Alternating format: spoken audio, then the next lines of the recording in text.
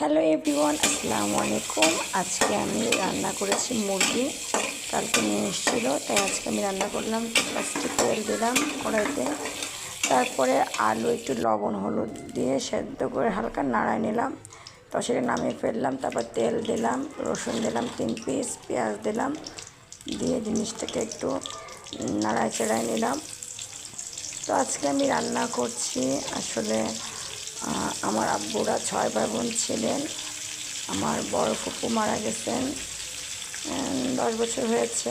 মেজো ফুপুকে তো দেখিই নাই, আমরা দেখি না, অনেকেই দেখেছে। আর ছোটো বউ পৃথিবীতে আছেন এখনও। আর আমার ছোটো কাকা মারা গেছেন, আমার আব্বা মারা গেছেন গত বছর, আমার বড় কাকা বেঁচে আছেন।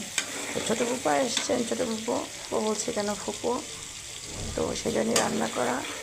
তো পেঁয়াজটা নাড়াচ্ছিলাম রসুন দিয়ে। রসুন বাটা দিতে হয়, সেটা দিব।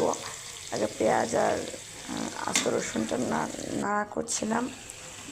তো এটাই আসলে আব্বু গত বছরই মারা গেছেন। এর ভিতরে একটু মশলা দিলাম, জিরা বাটা দিয়ে আবার নাড়াচ্ছি। রসুনও দিয়েছি, রসুন বাটাও দিয়েছি, নাড়াচ্ছি। তো তারপর দিলাম হলুদ আর শুকনো মরিচ দিয়ে আবার নাড়াচ্ছি। লবণও দিয়েছি, আবার দিব। তো এটাই, আব্বু চলে গেছে, কত বছর আব্বু মারা গেছেন। আমার বড় ননদও মারা গেছেন গত বছর, আব্বু মারা যাওয়ার 1 মাস পরে। তারপরে যে গোশ দিলাম, গোশ দিয়ে নাড়াচ্ছি। তো এইটাই আসলে যখন যেটা মনে চায় রান্না করতে করি। বাট কাল যেন কেন মনে হচ্ছে একটু শখ করে রান্না করি, যেহেতু আম্মু আব্বুদের বাড়িতেই আছি, এই আর কি। যে গোশটা রান্না করছি, এর ভিতর আবার গরম মশলা দিয়েছিলাম।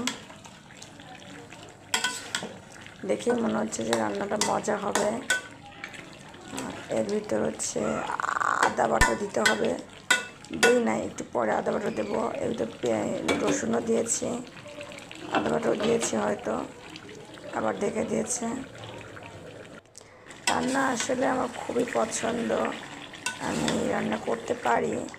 আমি আমার শ্বশুরবাড়িতেও রান্না করেছি, আম্মুর এখানে করেছি। বাট আমার ভাই, আমি সবার বড় বোন, আমার 2টা ভাই, আমার যে ভাই আরেকটা আছে বড়টা, ওর বউই সবসময় রান্নাবান্না করে। আজ কেন জানি মনে হলো আমি একটু রান্না করি, তাই এই যে রান্না করছি। তো এটাই আর কি, এই তো। আর